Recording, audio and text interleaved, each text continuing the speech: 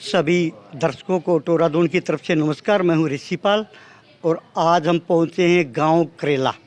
आपने पता है हिंदुस्तान और पाकिस्तान का अभी युद्ध चल रहा है, उसमें कितने भारत के लोग खुद से जो बदला लिया है वो विस्तार से उन्हीं की बातों से सुनाएंगे आपको। ठीक ओके की चौधर के साथ भी हैं।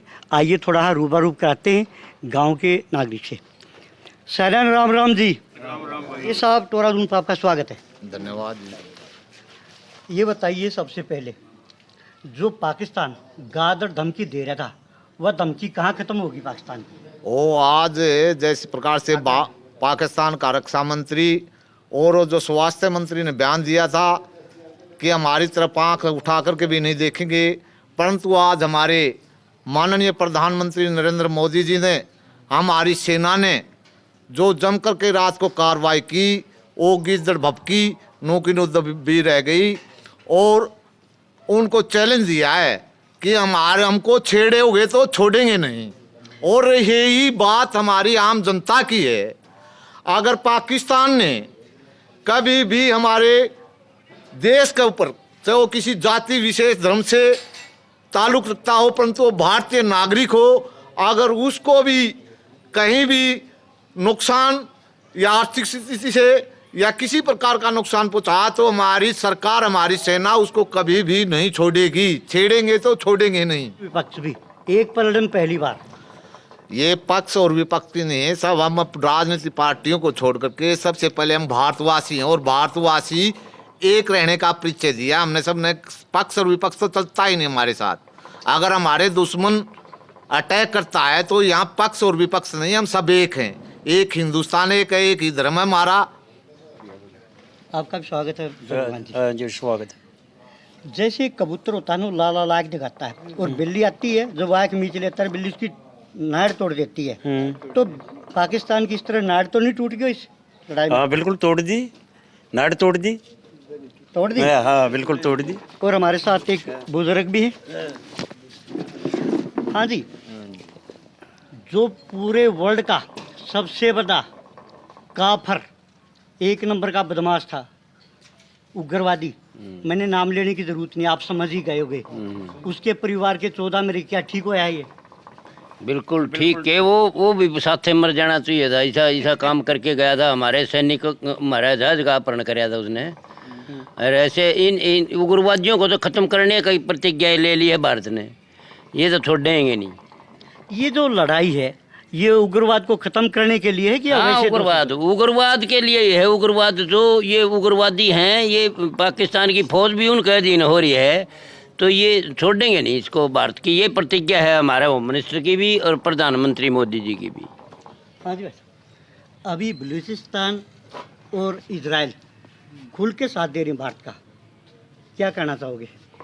यही कहना चाहते हैं, टेररिस्ट कोई भी हो, आतंकवादी कोई भी हो, उसका ना कोई धर्म होता है ना कोई जात होती है। अगर कोई भी आम नागरिक के ऊपर अटैक करेगा, वो भी धर्म पूछ के इस प्रकार की कार्रवाई आतंकवादी करेंगे तो उनके ऊपर क्या कार्रवाई की जाए? क्या उनको लाडू बांटे जाएं और उसको सम्मानित किया जाए?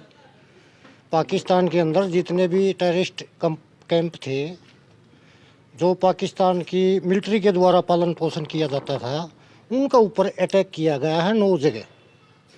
और मैं एक सवाल पूछना चाहता हूँ सभी से, जो शहीद हाफिज सईद कह लो या उसको, वो कौन सा बिल में छुप गया? अब वो कह रहा था इंशाल्लाह खून की नदियाँ बहा देंगे, और वो सिंधु नदी का जल के बारे में भी इस प्रकार की कह रहा था। वो तो पता नहीं कहाँ गुम हो गया। उसके परिवार के 14 आदमियों की डेथ हो गई है, ठीक है, और वो भी बिल में छप रहा है और कह रहा है कि हमारे तो शहीद हुए हैं। क्या शहीद हुए हैं ये उग्रवादी? नहीं, वो मानते हैं शहीद हुए हैं, तो तू भी हो जाए शहीद हुए। तू बता कहाँ है, कौन सी जगह है, उस पर भी हिंदुस्तान कार्रवाई करेगा। यानी सारी बुराई समाप्त हो जाएगी। बिल्कुल। इस प्रकार के आतंकवादी का कि ना कोई धर्म होता, ना किसी, वो इंसानियत के दुश्मन है, उसका ऊपर कार्रवाई करना, ये पूरे वर्ल्ड का इस बारे में सहयोग होना चाहिए। पहलवान जी, हम देख रहे हैं अभी पाकिस्तान की बहुत सी महिला हिंदुस्तान में शादी करा रही थी, और मोदी जी ने वो सारी वापस भेज दी। क्या उनको रखना ठीक था, गलत था? नहीं, वो तो कानून प्रक्रिया में नहीं वो रह सकते, क्योंकि वो यहाँ की नागरिकता है तो वो यहाँ का नागरिक रहेगा, यहाँ रहेगा। और पाकिस्तान वाले उनने के नागरिक ने कौन पड़न देंगे उड़े बॉर्डर पर कितने न रोक के खड़े। और हम देख रहे हैं एक एक महिला थी एक करनाल के पास, 40 साल हो गए उसके बेटे पोते हो रहे हैं। इतना लंबा वीज़ा कैसे दे दिया हिंदुस्तान ने उसको? वीजा के चोरी छिपे रह रही है। वीजा तो रिकॉर्ड में होता है, वीजा तो जब भाई पकड़ लेंगे। ये तो चोरी छिपे आए कर रहे हैं उपद्र। मोदी जी कह रहे थे 56 इंच का सीना है, वो आज पूरा दिखा दिया पाकिस्तान को। हाँ, 56 इंच का क्या, ये तो सीना, ये तो टाइम ये 12-13 दिन इनकी 13 में हुई है, ये शुरू होया है। उग्रवाद को तो पूरा खत्म करना है। कोई भी अन्याय सहन नहीं करेगा, मोदी की ऐसी मानसिकता है। और हिंदुस्तान कह रहा है कि पानी बिल्कुल नहीं देंगे पाकिस्तान को। भाई ये तो पानी का तो इन फिर जब एक लड़कियों के संदूर लूट लिए उड़े यार, बता, वो जवान आदमी जिनकी 2 दिन की 4 दिन की शादी थी, निर्दोष आदमी मारे। ये तो क्रोध में आके ना यूँ रोका है। और पानी तो उनकी जनता को उजाड़ के कोई राजी कोई नहीं। लेकिन ये तो इनका विरोध है ना, ये उग्रवादी, ये फौज भी इनके साथ मिलके न, ये देश थोड़ा है, ये तो डिक्टेटरशिप हो रही है। इलेक्शन में कोई जीते हैं, प्रधानमंत्री किसी ने बना दे हैं, उग्रवादियों का हाथ में कमांड रहे सारी।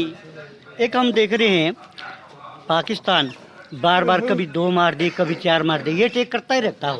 हाँ, ये उग्रवाद, हाँ, इसीलिए तो खत्म करने की प्रतिज्ञा ली है भाई, ये खत्म करने हैं सारे उग्रवाद। ये नहीं, एरिया तो ठीक है, लेकिन वह धरती अपवित्र कर दी न बेटी। तो ने बहुत बड़ी उपजाऊ जमीन थी, सारा ही उग्रवाद कर रहे हैं। ये तो हमारे हिंदू 26% थे, 1% भी नहीं रहे। ये तो धर्म के प्रति विरोध कर रहे हैं। अभी 7:30 बजे प्रधानमंत्री ने अनाउंसमेंट कर दिया लाइट बंद होनी चाहिए। क्या कोई रात को तो नहीं होती कोई स्ट्राइक? नहीं, ये हमारी एक सेना का और आम नागरिक को मॉक ड्रिल बोलते हैं इसको, समझाना कि हमें युद्ध की स्थिति में कैसे रहना है, कैसे अपना बचाव करना है। ये एक मॉक ड्रिल का टेस्ट है, ये कोई युद्ध याद का नहीं है। अभी मॉक ड्रिल करके कई बार आपातकालीन स्थिति में हमें अपनी लाइट बंद करके और कैसे बचाव किया जाता है, कैसे हो, ये मॉक ड्रिल का टेस्ट है आज। तो ऐसे हमारे कम से कम 7 देश में, पूरे देश में मॉक ड्रिल का टेस्ट लेंगे। आप हर एक बात से युद्ध की स्थिति से निपटने के लिए तैयार रहेंगे। मॉक ड्रिल का भी टेस्ट होगा और आम नागरिकों को किस प्रकार से कोई दुश्मन फैट भी जा उसको मार भी डालेंगे, काट भी देंगे। इतना आक्रोश है भारतीय लोगों में कि अगर कहीं फेट भी का को आतंकवादी, उसको वहीं दफनावांगे। अभी हिंदुस्तान ने 3 गुना ज़्यादा बदला ले लिया, तो कितना खुश है? हमें बहुत खुश हैं, और खुश तो 3 गुना के, हम 30 गुना लेंगे। 2-4 दिन रुक जाओ, 30 गुना। ये बार बार पाकिस्तान अटैक करने लग रहा, एक बार क्यों नहीं करता भारत? कभी उन्होंने 2 मार दिए, कभी 4 मार दिए, इसका एकदम निपटेरा क्यों होता? देखो, इंसानियत भी कुछ धर्म है, हमारे यूएनओ के हैं। हम आम नागरिक को खत्म नहीं कर सकते। हम सेना पर भी आज कितनी इंसानियत का परिचय दिया भारतीय सेना ने कि आम नागरिक और जहाँ वहाँ की फौज है उस पर कोई अटैक नहीं। जो टेररिस्ट आतंकवादी और उग्रवादी थे उनको ही निशाना बनाया गया है, उनको ही इमारत ध्वस्त की गई है।